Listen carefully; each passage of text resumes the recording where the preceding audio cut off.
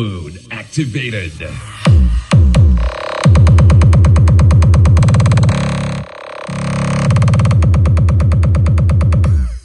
ពីណាយកបលៀមបបេបលៀម DJ Christian Niven. បើសិនជាយើងមានលុយច្រើនចាយើងទិញខុសម្ដងក៏មិនជាអ្វីដែរក៏ប៉ុន្តែបើសិនយើងគ្មានលុយច្រើនទេអញ្ចឹងបើសិនជាយើងទិញខុសអាចថានឹងស្ដាយហើយនេះពេលបច្ចុប្បន្ននេះខ្ញុំក៏ឃើញអ៊ំពូមីងភាគច្រើនគាត់ទិញខុសមែនតើអ្នកខ្លះគាត់ចង់បានប្រភេទបាសយកទៅតាមខ្លួនស្រួលស្ពាយឬក៏យួរដៃអញ្ចឹងទៅហើយអ្នកខ្លះទៀតគាត់ហ៊ានទិញក្នុងតម្លៃមួយរហូតដល់300ជាងប្រើអត់កើតទេសលេងអត់ព្រោះទេតោះឥឡូវនេះ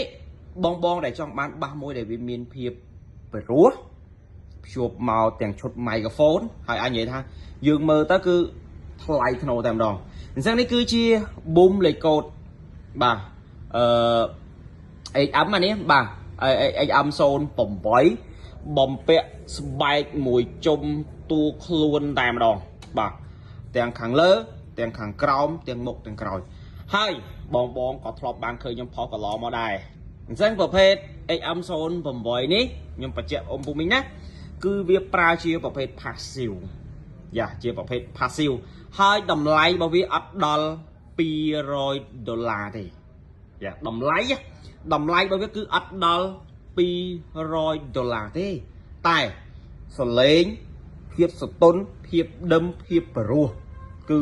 មាននៅក្នុងនេះតែម្ដងអញ្ចឹងយើងចេះចាយលុយយើងចាយឲ្យត្រូវណាអ៊ំពូមីងយ៉ាឥឡូវយើងកលេចមកមើលផ្នែក ampli បន្តិចសិនហើយខ្ញុំនឹងបង្ហាញលេខកូដពេញរបស់វាតែម្ដងនោះគឺ Home Sound HM08 កម្លាំងវាយចេញរបស់វាគឺ470 W នេះ Bluetooth version 6.0 មានថតសលេង OTC ប្រើជាប្រភេទដោយសាក់ភ្លើងជើង3ប្រភេទវ៉ាក់ស៊ីនបងកើអាគុយនៅខាងក្រៅចំនួនបាទ12 V in យើងប្រើជាមួយនឹង USB អាចធ្វើជាម៉ាស៊ីនមេអាចធ្វើជាម៉ាស៊ីនកូដបានលេងហ្គីតាលេងថែម microphone បានដូចគ្នាដែរហើយចំណុចពិសេសនោះមួយទៀតនោះគឺមានជាមួយនឹង chip DSP ភ្ជាប់មកជាមួយនឹង microphone ដែលវាមាន function ទំនើបរហូតដល់3កម្រិតផ្សេងគ្នា KTV spec ហើយនឹង Pro ពាក់ព័ន្ធជាមួយនឹងផ្នែក volume ទាំងអស់គឺជាប្រភេទ volume ដែលវាមានតម្លៃថ្លៃមានអីគេខ្លះអ៊ំពូមីងទីមួយគឺយើងមានជាមួយនឹង volume សលេង microphone បានន័យថាបើកសូតិចសូខ្លាំងមានសលេងស្រួយឲ្យអណ្ដែតបានន័យថាពេលដែលយើងបើកខ្លាំងទៀតសលេងរបស់យើងស្រួយស្រេះហើយអណ្ដែតមានជាមួយនឹងសលេង mic គេហៅថាសលេង solo វាហើយបំពាក់ជាមួយនឹង bass ទៀត bass ហ្នឹងបានន័យថាម៉េចបានន័យថាយើងនិយាយ microphone ឲ្យធ្ងន់ឲ្យហាប់នេះណាបែប MC echo delay ភ្ជាប់មកជាមួយនឹង stereo reverb មកទៀតមកឆ្ងាញ់ជូននេះអានេះគឺ volume លេងហ្គីតាមានសេរី bass មានសេរី solo មានសេរីជាមួយនឹង echo ហើយអាធំនេះគឺ master ផាន់វាតែម្ដងអ្វីដែលយើងកត់សម្គាល់បានថាវាជាប្រភេទលេខកូដមួយដែលទទួលបានការពេញនិយមខ្លាំងហើយជាពិសេសពោពេញដោយភាពថ្លៃថ្នូរស៊ីវិល័យនឹងតាន់សម័យនេះគឺស្បែករបស់វាខាងក្រៅហើយនេះអង្គឃើញជាអាវលីមសេរីហ្នឹងការចាប់មកគឺស្និបដៃយកតែមែនតែនមកហើយខ្សែរបស់វាគឺជាប្រភេទខ្សែស្បែកមកពាក់ព័ន្ធមួយ passive របស់វាអ៊ំពុំមិញណា passive របស់វាគឺសងខាងយ៉ានេះគឺ passive សងខាងនេះបាទនៅលើផ្នែក passive គឺយើងមានជាមួយនឹងបាទអសរ boom Germany ប្រើ chip DSP microphone អត់កង់ហ្នឹងនេះហើយ function របស់វាមានអីខ្លះខ្ញុំដាក់ទៅលើឲ្យវាវិលទៅខាងนู้នខ្ញុំនឹងបង្ហាញ passive កន្លែងមួយទៀតយ៉ាអញ្ចឹងបញ្ជាក់ឡើងវិញសម្រាប់ boom បាទ HM08 វាមាន passive សងខាងហើយខ្ញុំនឹងបង្ហាញទៅលើ test សលេងនៅក្បាលវីដេអូជូនអ៊ំពូមីងបន្តិចណាយ៉ាអញ្ចឹងpassive របស់វានៅកន្លែងនេះគេចឹងសង្កបានថានៅចំហៀងខាងឆ្វេងមាន passive មួយនៅចំហៀងខាងស្ដាំមាន passive មួយពាក់ព័ន្ធជាមួយនឹងអានេះគឺអីគេអានេះគឺជាកាត promotion បញ្ចុះតម្លៃសម្រាប់ឱកាសយ៉ាចូលឆ្នាំចិនខាងមុខនេះណានេះអញ្ចឹងតម្លៃពេញរបស់វាគឺ330យើង promotion discount នៅសល់ត្រឹមតែ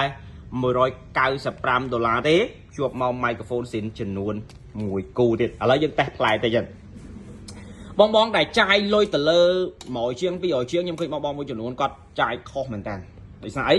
គាត់យកប្រភេទផ្លែទៅជ្រៀងគឺអត់ចូលគ្នាហ្មងតែងាកមកមើលជាមួយនឹងផ្លែ ប៊ូមវិញតានីជូនពាក់ព័ន្ធនឹងផ្លែនេះគឺជាប្រភេទផ្លែដៃស៊ីនហ្មងមានកន្លែងតឡើងសូបតិចសូបខ្លាំងមកឆ្ងាញ់ជាពិសេសដូចខ្ញុំនិយាយរឿងអាជីព DSP អត់កង់ចឹងឥឡូវយើងតេស្តទាំងអស់គ្នាអូខេអញ្ចឹងផ្លែគឺលេខ1គ្រប់ brand boom ទាំងអស់បងដែលបានប៉ះផ្លែផលិតផល boom គឺដឹងថាញាក់សាច់ព្រោះថាផ្លែគឺយើងប្រើ chip លេខ1ហ្មងរបស់ DSP អត់ងាយកង់ហ្នឹងឥឡូវយើងតេស្តផ្លែសិនមានកម្រិតរោគអេកូអីមកឆ្ងាញ់ជូនហ្មង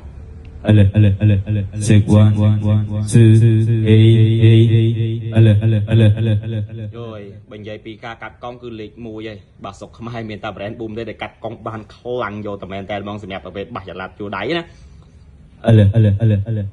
យយនេះយើងកម្រិតអេកូធូរខ្លាំងហ្មងឥឡូវយើងតេស្តជាមួយនឹងមុខងារមួយទៀតគេហៅថាមុខងារ presenter mode អញ្ចឹងសម្រាប់ presenter mode នេះគឺសម្រាប់ការនិយាយសម្រាប់ឃោសនាសម្រាប់ប្រជុំសម្រាប់បងដែលជាមន្ត្រីរាជការក៏ដូចជាបើលោកគ្រូអ្នកគ្រូដែលគាត់មានការបង្រៀនសិស្សជាដើមដែលគាត់ត្រូវការឲ្យវាលឺខ្លាំងជាងសំឡេងដើមរបស់យើងហើយនៅមុខងារចុងក្រោយគេហៅថា professional mode ប្រភេទ microphone ដែលយើងប្រើ professional mode នេះគឺជាប្រភេទសលេងដែលយើងច្រៀងដូចតែនឹង studio មកព្រោះទឹកដមមែនតើឥឡូវជាមួយយើងតេស្តទាំងអស់គ្នាហើយពេលយើងចូលដល់ presenter mode នេះសលេងរបស់យើងគឺទី1គឺវាទឹកដមរសជាតិហើយសំឡេងរបស់យើងវាប្រែទៅជាភាពច្បាស់ហ្មងការនិយាយរបស់យើងគឺចង់ស្ដាប់ហ្មងណាជិះមើលបងប្អូនខ្ញុំតេស្តឲ្យ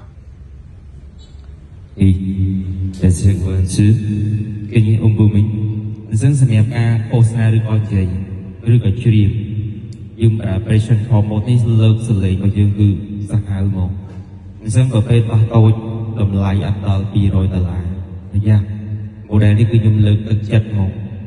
យ៉ាត្រូវតែយកទៅប្រើឲ្យតែយើងចូលចិត្តដាក់តាមគូតឡានណាអញ្ចឹងម៉ូដែលនេះគឺត្រូវតែយកទៅប្រើហ្មងអូខេអញ្ចឹងខ្ញុំធ្វើការតេស្តសលេងបន្តិចយ៉ាសម្រាប់អូបូមីងបាទទស្សនាទាំងអស់គ្នាយ៉ានេះគឺការតេស្តសលេងទាំងអស់គ្នា